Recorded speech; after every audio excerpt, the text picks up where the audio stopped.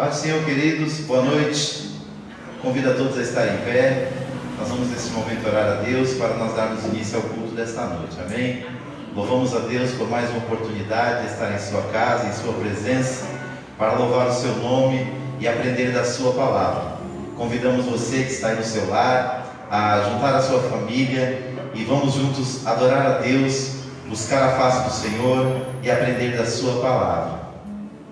Querido Deus e Pai, nesse momento, Senhor, queremos te agradecer por mais um dia de vida que o Senhor nos concede e pela oportunidade tão especial que nos é dada, Pai, de estarmos aqui reunidos no Teu nome para adorar, bendizer e glorificar o Teu santo nome. Te pedimos, ó Deus, perdão pelos nossos pecados e rogamos diante de Ti a Tua graça e a Tua misericórdia sobre as nossas vidas.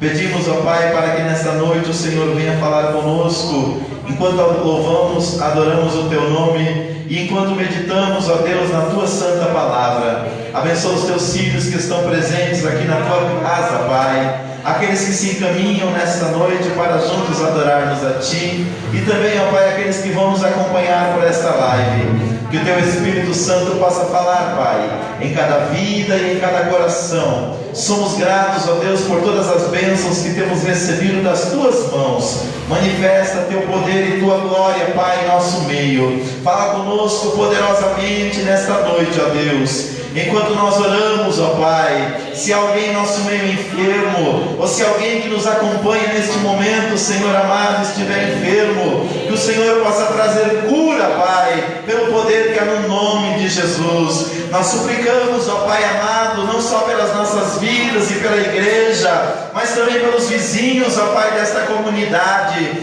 pelos vizinhos deste bairro e desta região, Pai. Oramos pela nossa cidade, pelo nosso estado de São Paulo e apresentamos também a nação brasileira, Pai. Nos ajuda a continuarmos vencendo todos os males que temos enfrentado nesses últimos dias, ó Pai. Recebe nesta noite nosso louvor e a nossa adoração, ó Pai. E que tudo que aqui for feito, ó Deus, seja para a honra, para a glória e para o louvor do Teu santo nome. É o que nós te pedimos, ó Pai, e já te agradecemos no precioso nome de Jesus. Amém e amém.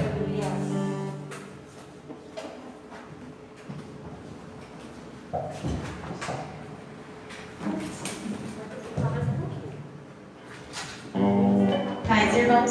Amém. Louvar o Senhor, amém. Glória a Deus.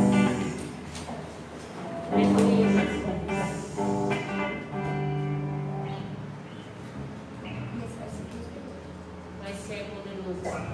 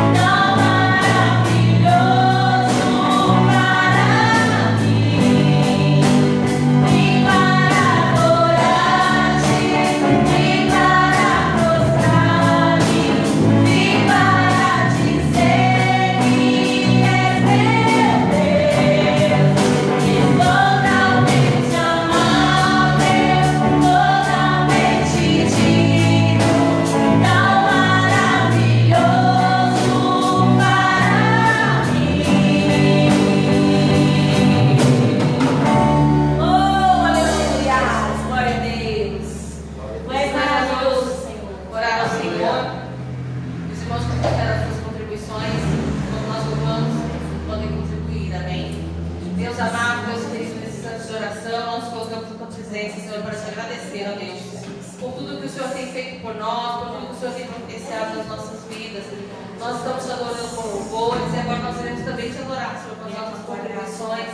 Ó, meu Deus, em gratidão a tudo que o Senhor tem feito por nós, ó Pai. Muito obrigada pela saúde, pela inteligência, pela capacidade que o Senhor tem dado a cada um dos teus servos, Senhor, para trabalhar, para buscar o pão de cada dia, Pai. Continuar abençoando. Temos, ó Deus, que dar cada dia mais corações generosos para nos dar a tua obra, para que outras almas, Senhor, venham ter, ó Deus, o privilégio de estar aqui também, Senhor, te louvando, te adorando, ó Deus. Isso eu te peço, Senhor, te agradeço, em nome de Jesus Cristo. Amém. Vamos louvar o Senhor com mais um louvor.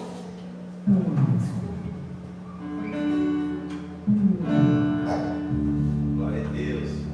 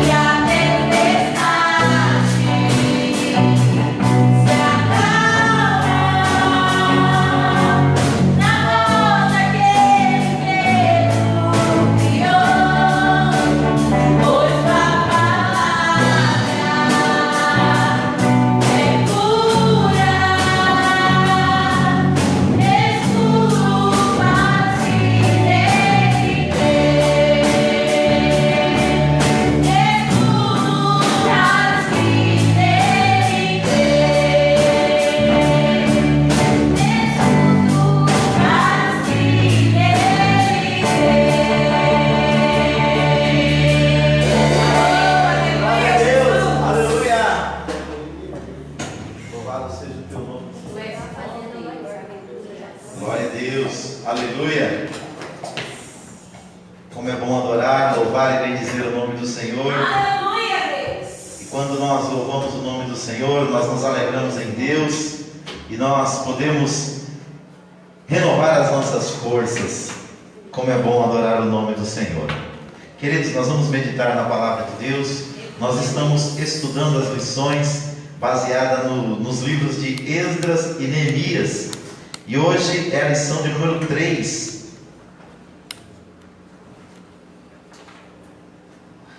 Esdras e Neemias traz para nós lições preciosas.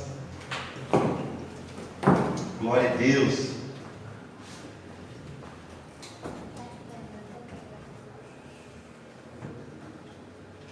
Hoje nós vamos estudar o seguinte tema: o despertamento renova o altar. Glória a Deus. O nosso texto áureo, ele está baseado no primeiro livro de Reis, no capítulo de número 18, no versículo de número 30. Primeiro livro de Reis, capítulo 18, versículo de número 30, que diz assim: Então Elias disse a todo o povo: Chegai-vos a mim. E todo o povo se chegou a ele, e reparou o altar do Senhor que estava quebrado.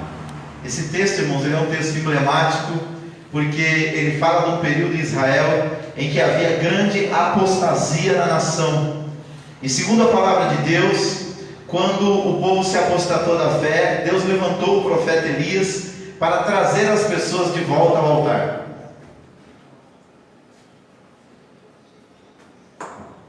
A verdade prática diz assim: Satanás jamais derrotará o crente cujo altar é constantemente renovado pelo Espírito. Glória a Deus. Então, no Antigo Testamento, literalmente as pessoas estavam servindo a Deus, eles estavam buscando a presença do Senhor, e eles estavam adorando a Deus. E eles tinham um altar, literalmente, onde eles ofereciam sacrifícios a Deus. Mas diz a palavra do Senhor que no Novo Testamento o altar é a nossa vida, é o nosso coração, é o nosso ser perante o Senhor. A nossa leitura bíblica em classe hoje, ela está no livro de Esdras, no capítulo de número 3, do versículo 2 até o 5, e depois do 10 até o 13. Diz assim a palavra do Senhor: E levantou-se Jesua, filho de Josadaque, e seus irmãos, os sacerdotes, e Zorobabel, filho de Sealtiel, e seus irmãos, e edificaram o altar do Deus de Israel, para oferecerem sobre ele holocaustos, como está escrito na lei de Moisés, o homem de Deus. E firmaram o altar sobre as suas bases, porque o terror estava sobre eles por causa dos povos das terras, e ofereceram sobre ele holocaustos ao Senhor, holocaustos de manhã e de tarde. Para quem não sabe, o holocausto é uma oferta aonde o cordeiro é totalmente queimado. Era feito isso em ação de graças ao Senhor. Versículo de número 4: E celebraram a festa dos tabernáculos, como está escrito, e ofereceram holocaustos de dia, por ordem, conforme o rito, cada coisa no seu dia. E depois disso, o holocausto contínuo e o das luas novas, e de todas as solenidades consagradas ao Senhor, como também de qualquer que oferecia oferta voluntária ao Senhor. Quando, pois, os edificadores lançaram os alicerces do templo do Senhor, então apresentaram-se os sacerdotes já paramentados e com trombetas, e os levitas, filhos de Asaf, com saltérios para louvar ao Senhor, conforme a instituição de Davi, rei de Israel. E cantavam a revezes, louvando e celebrando ao Senhor, porque é bom e porque a sua benignidade dura para sempre sobre Israel. E todo o povo jubilou com grande júbilo, quando louvou o Senhor pela fundação da casa do Senhor. Porém muitos dos sacerdotes e levitas e chefes dos pais, já velhos, que viram a primeira casa sobre o seu fundamento, vendo perante os seus olhos esta casa, choraram em altas vozes, mas muitos levantaram as vozes com júbilo e com alegria, de maneira que não discernia o povo as vozes de alegria das vozes de choro do povo, porque o povo jubilava com tão grande júbilo que as vozes se ouviram de muito longe. Amém? Vamos orar? Querido Deus e Pai, nós te agradecemos, Senhor, por mais uma noite aqui na tua casa, para aprendermos da tua palavra. Pedimos que o Senhor venha ministrar sobre nós o teu querer e a tua vontade. Fala, meu Deus querido, aos nossos corações o que precisamos ouvir. Traga-nos edificação, consolo e exortação, para que possamos, Senhor, crescer na graça e no conhecimento da tua palavra. Que a tua bênção seja sobre teus filhos, ó Pai, que estão aqui ansiosos para ouvir a tua voz.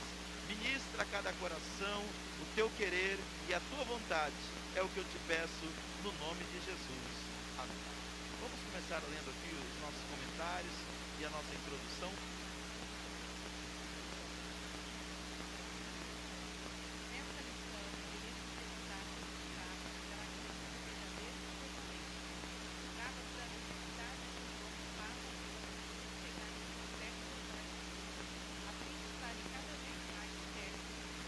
Glória a Deus. Então, como disse no início, irmãos, o altar no Antigo para o Novo Testamento ele mudou. Apesar de no Antigo Testamento o altar que ele era algo físico, material, que era colocado para se oferecer sacrifício a Deus naquele lugar, já representava o interior do coração de cada ser humano. E era muito importante que os homens buscassem a Deus e estivessem todo o coração perante o Senhor. No Novo Testamento nós não necessitamos mais de um altar feito pelas mãos dos homens, mas a nossa própria vida é o altar diante de Deus. E nessa lição nós vamos entender que toda consagração, toda busca a Deus, ela começa no altar. Quando nós temos um altar diante do Senhor, de consagração, de santificação, Deus tem espaço para fazer um despertamento espiritual nas nossas vidas, amém? Vamos aqui para o primeiro tópico: o despertamento conduz o homem ao altar.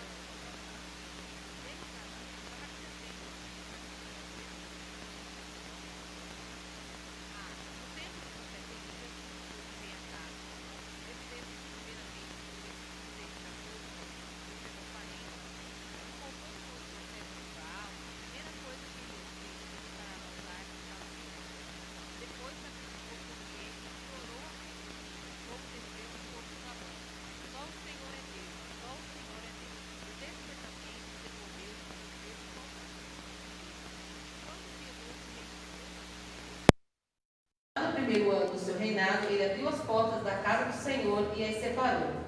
Mandou purificar o templo, tirar fora toda a imundícia, purificar o altar do holocausto que havia sido substituído no reinado do seu antecessor, a casa, por um altar construído com o modelo copiado de Damasco. Quando, então, os sacerdotes sacrificaram sobre o altar santificado, começou um novo cântico na casa de Deus. O despertamento levou à separação do altar. Sim. Quando os judeus voltaram do cativeiro, construíram um altar sobre as suas antigas bases, do modo como manda a lei, e sacrificaram holocaustos ao Senhor. A alegria foi grande entre os judeus, pois podiam de novo sacrificar a Deus e celebrar a festa dos tabernáculos. O culto a Deus havia recomeçado. Glória a Deus. Queridos, nesse primeiro ponto aqui, nós vemos que o despertamento espiritual, ele sempre conduz o homem ao altar. Altar fala de proximidade e de comunhão com Deus. Quando nós olhamos aqui para a palavra do Senhor, nós lembramos nas lições passadas que essas lições que nós estamos aprendendo está falando de um período em que Israel estava voltando do cativeiro. E no período que eles estiveram longe da cidade de Jerusalém, o altar tinha sido quebrado, o templo tinha sido destruído, a própria cidade tinha sido queimada a fogo e as muralhas que cercavam Israel tinham sido destruídas. E o que aconteceu? Quando Israel começa a voltar do cativeiro para dentro da terra que Deus havia colocado eles há muitos anos atrás, eles agora começam a fazer um processo de reconstrução.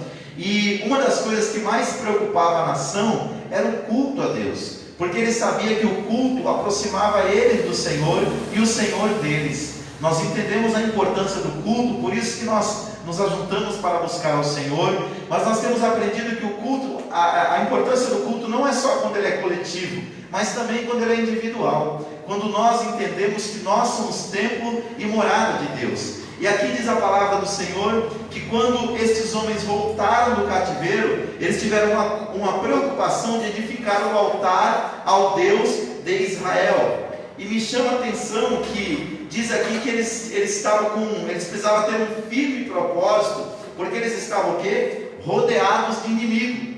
Muitas pessoas, quando Israel foi levado para o cativeiro, eles celebraram, eles festejaram, porque eles viram o povo de Deus sendo levado para o cativeiro. Para eles, aquela nação que era considerada invencível quando ela estava obediente a Deus, ela se tornava agora um povo escravo de outras nações. Sua cidade queimada, seu templo destruído, e muitos deles zombavam de Israel, achando que Israel nunca mais voltaria a ser aquele povo que Deus um dia tinha feito ele ser. Mas diz a palavra do Senhor que quando Israel volta do cativeiro, eles começam a renovar a sua comunhão com Deus, e eles começam pelo altar. E aqui foi dado para nós alguns exemplos pelo pastor Eurico Bernstein, que muitas pessoas aqui, ao decorrer da história bíblica, eles tiveram um despertamento e eles começaram com a restauração do altar. E são dados aqui alguns exemplos. O exemplo de Elias, que eu já citei no início, que quando ele foi confrontar os profetas de Baal, a primeira coisa que ele fez foi reparar o altar. E ali ele sacrificou, buscando ao Senhor, e a Bíblia diz que Deus o respondeu, enviando fogo sobre o sacrifício que ele oferecera.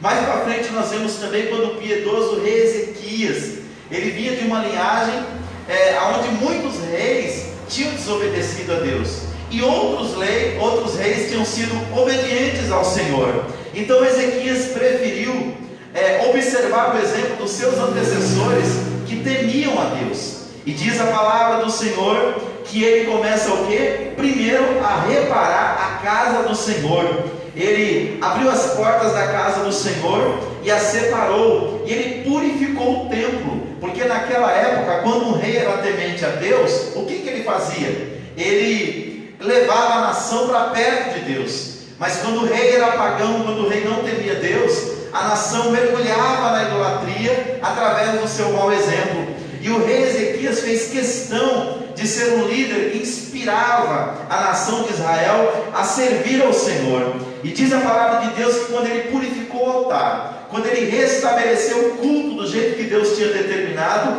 começou um novo cântico na casa de Deus. Eu percebo que quando nós estamos coletivamente falando, adorando a Deus em espírito e em verdade, o culto ele perde todas as barreiras espirituais que podem detê-lo, e nós começamos a sentir uma alegria que muitas vezes nós não conseguimos nem expressar, e muitas das vezes nós nem estamos num número muito grande de pessoas, mas nós sentimos, percebemos, notamos que a presença de Deus está ali naquele lugar, nos movendo, nos renovando, nos transformando a vida. E aqui por último é citado também, quando os judeus voltaram do cativeiro, eles construíram o altar sobre as suas antigas bases, ou seja, como manda a lei. Hoje, infelizmente, tem muitos ambientes que se fala de culto, que se fala de adoração, mas aquilo é mais como é falado muito aí, é mais um show do que na verdade um culto a Deus. Não é que você não pode usar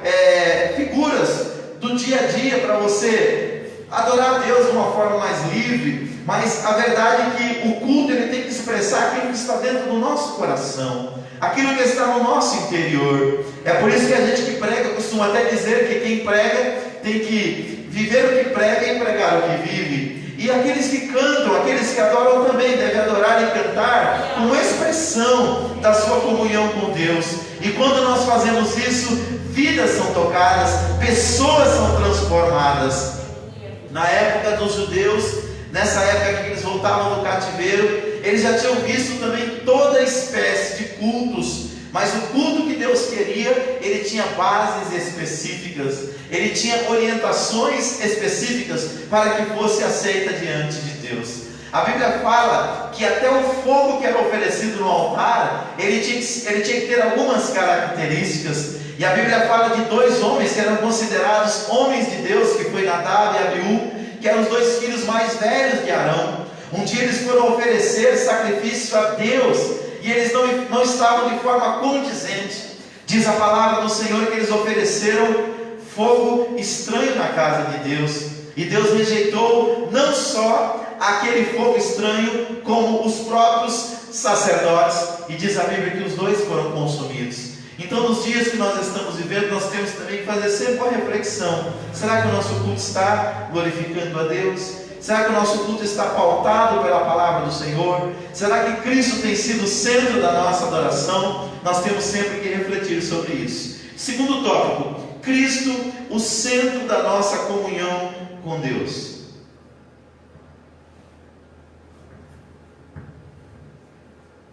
No tempo do Antigo Testamento, o altar era o ponto central do culto a Deus.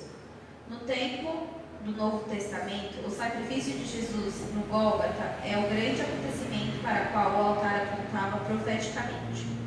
Paulo escreveu à igreja em Corinto: primeiramente vos entreguei o que também recebi, que Cristo morreu por nossos pecados, segundo as Escrituras. Escreveu ainda: porque nada me propus saber entre vós, senão a Jesus Cristo e a este crucificado. Todas as coisas subsistem por ele, para que em tudo Jesus tenha a preeminência. Para vós que os credes é preciosa, a pedra principal da esquina. Tudo isso porque Jesus, pela sua morte expiatória, ganhou a redenção para todo o mundo. Toda a Trindade atuou ativamente na morte expiatória de Jesus. O Pai Celestial. Antes da fundação do mundo, o Pai planejou a obra redentora com o sacrifício de seu Filho. Na consumação dos séculos, enviou o seu Filho. O Pai participou diretamente do drama do Gólgota. De Cristo, o Filho de Deus. Entregou-se a si mesmo em oferta e sacrifício. Ele levou nossos pecados sobre o madeiro e padeceu para levar-nos a Deus. O Espírito Santo ajudou o Filho a vencer todos os obstáculos que se levantaram contra ele, até chegar à cruz. Foi pelo Espírito Eterno que Jesus ofereceu a si mesmo imaculado a Deus. O Espírito Santo quer, pelo despertamento, mostrar aos homens a grande vitória de Jesus no Gólgota. O Espírito Santo quer iluminar o entendimento dos homens para esta grande realidade. Depois de serem iluminados, suportastes grande combate de aflições. O Espírito revela, iluminando os olhos do nosso entendimento, para que saibamos a grandeza de seu poder sobre nós, que manifestou em Cristo, ressuscitando-o dos mortos. O Espírito Santo revelou a Pedro que Jesus era o Cristo, o Filho do Deus vivo. O Espírito ensina as profundidades do vitupério da cruz. Quando Jesus, na estrada de Emaús, explicava aos seus discípulos que as Escrituras escreveram sobre a sua morte, os corações deles ardiam. O Espírito explicava o verdadeiro significado da morte de Jesus na cruz, sobre o infinito alcance do brado: está consumado. Deus confirmou esta palavra de seu Filho, fazendo rasgar o véu de alto a baixo, mostrando à humanidade um novo e vivo caminho, que havia sido possível pelo véu, isto é, pela carne de Jesus. Por meio desta vitória, os principados e potestades satânicos foram despojados e Jesus triunfou sobre eles na cruz. Por isto, temos nele a vitória. Pela fé em Jesus Cristo, podemos vencer o mundo. Por causa do brado, está consumado, a justiça de Cristo agora é oferecida gratuitamente àqueles que crerem em Jesus. Dele, o Espírito penetra todas as coisas. A luz da glória de Cristo revelada na cruz é uma luz que tudo manifesta. Quando esta luz ilumina o painel da nossa consciência, como aconteceu com o profeta Isaías, sentimos o grande peso dos nossos pecados e pelo Espírito Santo somos despertados e levados ao arrependimento. Obrigado, filha. Então, nesse segundo ponto, nós vemos que Cristo ele é o centro da nossa comunhão com Deus. Como disse no Antigo Testamento, eram feitos sacrifícios no altar, só que esses sacrifícios eles não eram definitivos. Eles eram, a expressão que a Bíblia diz, eles eram sacrifícios provisórios. Eles eram tipológicos. Por quê? Eles apontavam para Cristo. Quando nós chegamos no Novo Testamento, na Nova Aliança, nós vemos Cristo morrendo na cruz do Calvário por cada um de nós. No Antigo Testamento, os animais morriam no lugar do homem e cobriam os pecados dos homens, mas não podia perdoá-los. Eles apenas apontavam para o Messias que viria. E um dia, o próprio João falou isso, ele como Cordeiro Imaculado de Deus, morreria na cruz do Calvário. A cruz ali é considerada tipologicamente como um altar, e ele dá a sua vida para a nossa salvação. E diz a palavra de Deus que a partir do momento que Jesus morre, ele oferece um sacrifício único e perfeito. Esse sacrifício único e perfeito, ele não pode ser substituído. E segundo a palavra de Deus, ele é no lugar do homem. O homem, a Bíblia fala que o salário do pecado é a morte, mas que o dom gratuito é a vida eterna em Cristo Jesus. Ou seja, quando Jesus morre, ele cumpre a sentença do Pai sobre todo o pecado e sobre todos os pecadores. Quando nós aceitamos a Cristo, nós nos identificamos com Ele, nós entendemos que a morte dele foi por nós, foi em nosso lugar. Então Jesus, pela sua morte expiatória, ganhou a redenção de toda a humanidade. A expressão redenção, ela vem de uma lei do Antigo Testamento, aonde o ser humano, Deus tinha proposto uma lei, porque naquela época não existiam as grandes assistências sociais como tem hoje da parte do governo. Então algumas pessoas, quando eles chegavam ao ponto de passar fome, para eles não morrerem de fome, eles já não tinham mais casa, já não tinham mais bens materiais, eles se vendiam para o próximo, eles se tornavam escravos de outra pessoa por um período de tempo de no mínimo 6 anos. Durante esses 6 anos ele trabalharia apenas pelo teto para dormir, trabalharia pela comida, trabalharia por aquilo pela água para beber, para matar a sua sede, ou seja, ele se tornaria escravo de outro. Mas no 7º ano, que era o ano sabático, um parente próximo poderia ser o redentor daquela pessoa. Ele procuraria aquela pessoa que estava escravizada, aquele que estava escravizando o outro, e ele pagaria um valor em dinheiro que estava estabelecido em lei. Quando ele fizesse isso, aquela pessoa estaria recebendo o preço de redenção. Aquela pessoa estaria sendo redimida pelo seu parente próximo. A ideia de Deus era que ninguém ficasse escravo uns dos outros por muito tempo. E diz a palavra de Deus que no Novo Testamento, quando Jesus morre em nosso lugar, ali na cruz do Calvário, oferecendo um sacrifício vivo da sua vida em nosso lugar, Ele é o preço da nossa redenção.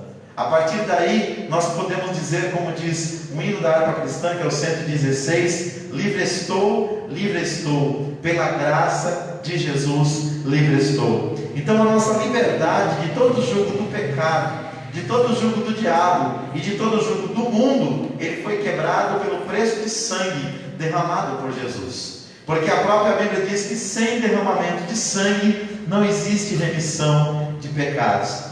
E nós vemos aqui, nos comentários aqui desse tópico, que toda a Trindade atuou ativamente na morte expiatória de Jesus.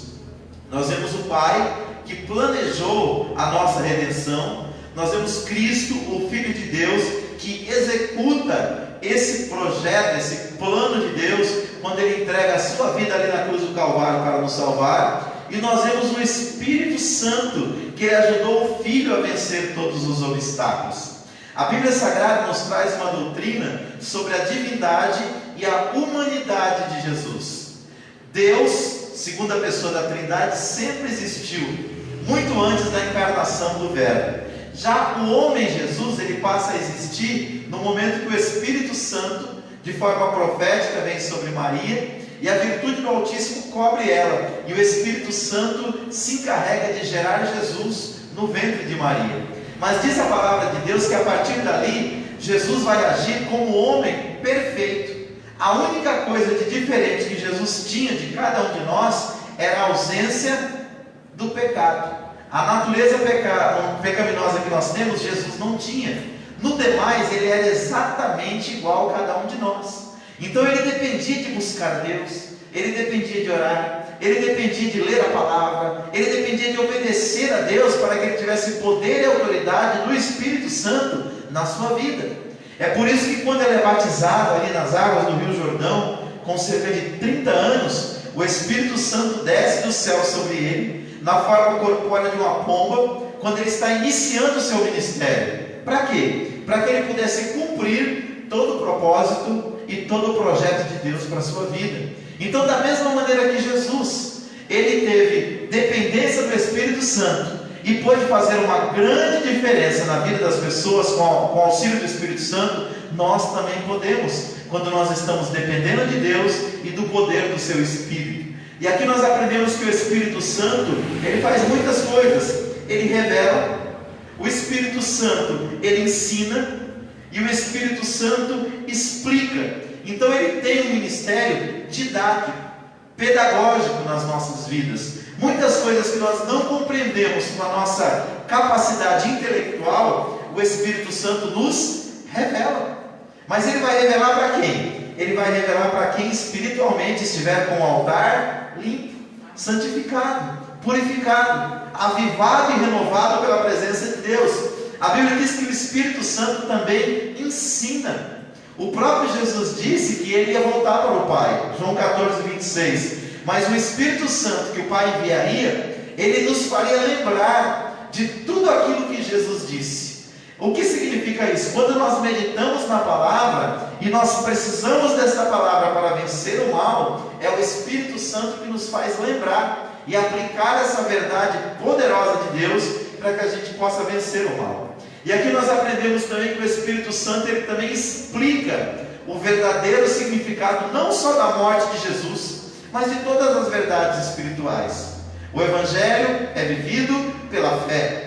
Mas essa fé não é uma fé irracional, é uma fé baseada na palavra de Deus, no conhecimento do Eterno. É por isso que Oséias, no capítulo 6, no versículo 3 do seu livro, ele disse: conheçamos e prossigamos em conhecer o Senhor. Por quê? Porque o Espírito quer sempre nos revelar coisas novas, o Espírito quer sempre nos ensinar coisas novas, e o Espírito Santo quer nos explicar coisas novas. E por que tudo isso? Porque diz aqui, na última parte do texto que nós lemos aqui nos comentários, porque o Espírito penetra todas as coisas de Deus. 1 Coríntios 2 e 10.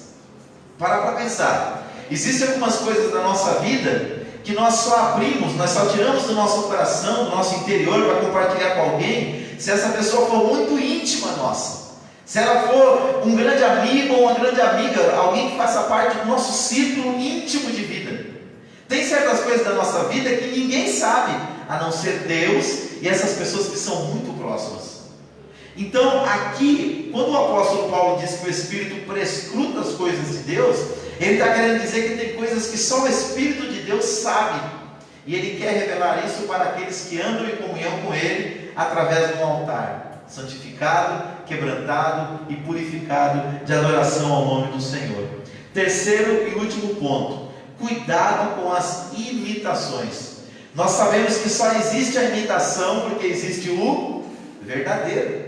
E às vezes a imitação parece muito, mas parece muito mesmo com o original. Quem que nunca viu assim um tênis assim, você falou: poxa, esse tênis aqui é muito bonito, deve ser um tênis de marca, porque todas as características é do tênis de marca.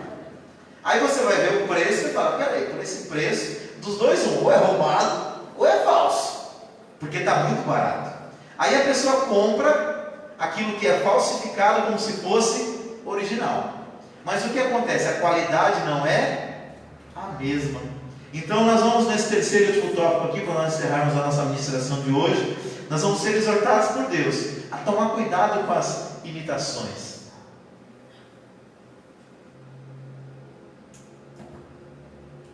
Alguns dizem que nem todos os despertamentos de hoje têm as características que são mencionadas nesta lição. Concordamos plenamente. Já no tempo dos apóstolos havia movimentos que realmente tinham alguma aparência de sabedoria em devoção voluntária, humilde e em disciplina com o corpo, mas são de valor algum, senão para a satisfação da carne. Também em nossos dias aparecem movimentos que são imitações baratas do verdadeiro despertamento. Muitos destes movimentos empregam técnicas avançadas de dominações psicológicas. Estes avivalistas ou especialistas sabem com suas técnicas dominar o auditório e podem fazer o público rir, chorar, jubilar, pular, bater palmas e etc. Sabem até imitar o batismo no Espírito Santo, ensinando o povo a falar em línguas. São porém experiências sem nenhum poder e sem a menor reverência. Uma de nossas igrejas sentiu-se obrigada a orientar os irmãos acerca de um movimento que faz de suas reuniões shows com apresentações de cantores evangélicos. Nesses shows dominam aplausos, vaias, gritos, assobios, bebidas alcoólicas, jovens dançando e se requebrando de modo até mesmo sensual, enquanto os hinos estão sendo entoados. Cuidado! Este tipo de imitação pode fazer com que a glória de Deus se afaste. Todo movimento feito sem que o Espírito Santo esteja na direção não pode prosperar. É como uma tartaruga deitada de costas. Movimenta os pés, mas fica no mesmo lugar. Mantenhamos o Espírito Santo na direção. Então veremos cumprir-se a palavra que diz: vão indo de força em força. Glória a Jesus. Glória a Deus. Então esse terceiro tópico aqui é uma exortação para nós e ao mesmo tempo um conselho, porque quem já viveu um pouquinho aí sabe que existem muitos movimentos que parecem ser de Deus, mas segundo a palavra de Deus eles só têm aparência de piedade. Ou seja, a aparência é de piedade, mas na prática Deus não está naquilo, ou Deus não está naquele acontecimento e naquele fato. Então o que nós precisamos ter? O que a Bíblia fala de discernimento. Tem um texto bíblico no capítulo 12 da primeira carta de Paulo aos Coríntios, onde ele ensina sobre os dons espirituais.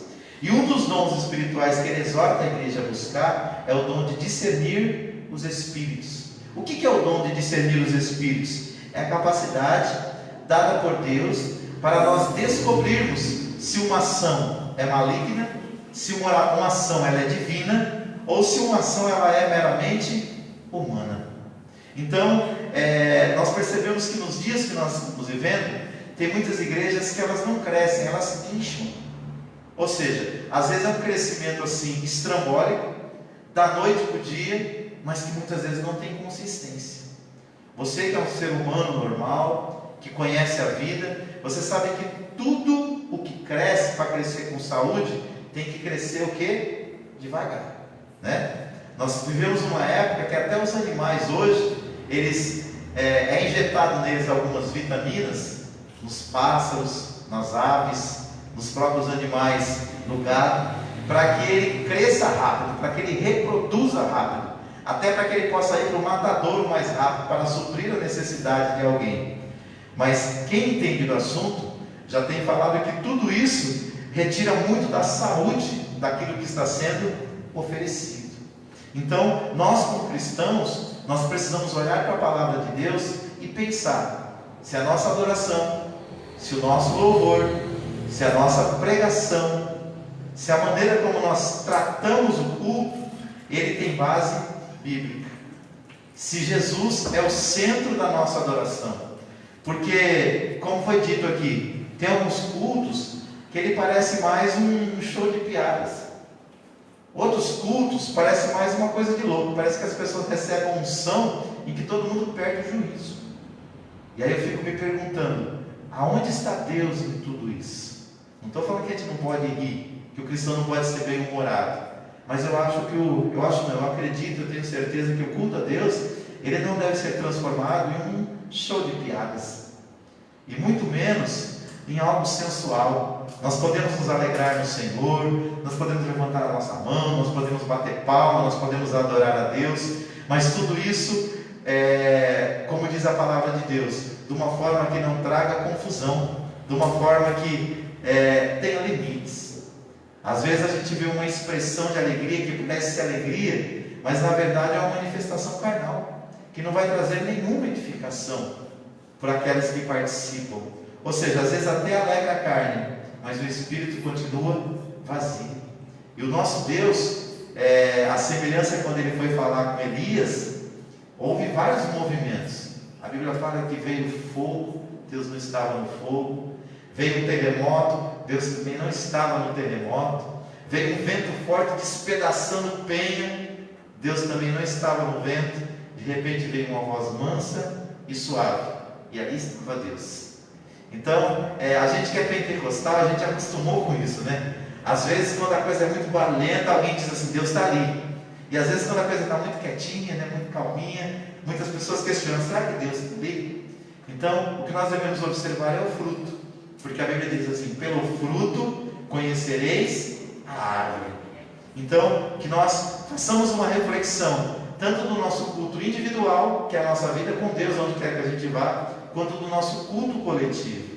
Eu tenho dito sempre para o pessoal aqui do Ministério de Louvor, sempre que a gente escolher uma música, vamos ver se essa música tem base bíblica, porque às vezes ela é até bonita, às vezes ela até mexe com o nosso ego, com as nossas emoções, mas será que ela tem base nas escrituras sagradas? Porque o ideal é quando você terminar uma música, a pessoa esteja mais perto de Deus depois dela, do que quando a gente começou a louvar. Quando a gente terminar um culto, que as pessoas que participaram daquela reunião, seja com 3, com 30 ou com 300 pessoas, estejam mais perto de Deus do que no momento que elas chegaram. Que a gente, quando terminar a oração, talvez ninguém chorou, talvez ninguém falou em línguas, como a gente que é pentecostal acredita que a pessoa deve buscar e falar, mas que quando terminar a oração, cada coração possa estar um pouco mais próximo do Senhor. Amém? Que a gente seja o povo que sim, acredita que Deus pode tantas coisas, mas não acredita que Deus pode tudo. Porque tem coisa que na verdade não é de Deus, tem coisa que vem do próprio coração do ser humano. Então, o nosso culto ele é centrado em Deus, ele é centrado na palavra, no Espírito e na fé. Que a gente possa ter esses 4 parâmetros para nós buscarmos a Deus. E aí eu tenho certeza, Deus vai fazer o que Ele quiser. Se Ele quiser batizar, Ele batiza. Se Ele quiser curar, Ele cura. Se Ele quiser repreender demônio, Ele repreende. Enfim, mas que o centro da nossa adoração seja Jesus Cristo e esse crucificado. Amém? Nós vamos orar. Que Deus abençoe cada um dos irmãos que estiveram conosco. Deus abençoe o Ministério de Louvor que esteve adorando a Deus. Deus abençoe os novos adoradores que estão surgindo aí, ó. Que nem o Alex, o David, da Isa, Daina. São jovens que eu aprendi que na vida nós nunca podemos segurar o bastão só para nós. A gente tem que ir passando o bastão para a próxima geração, preparando uma nova geração de adoradores, para o nome do Senhor continuar sendo glorificado e exaltado. Amém? Nós vamos orar. Sexta-feira às 19h30 nós estamos aqui novamente para adorar o nome do Senhor. E domingo às 18 horas estamos aqui orando. E às 18h30 começando o culto da família.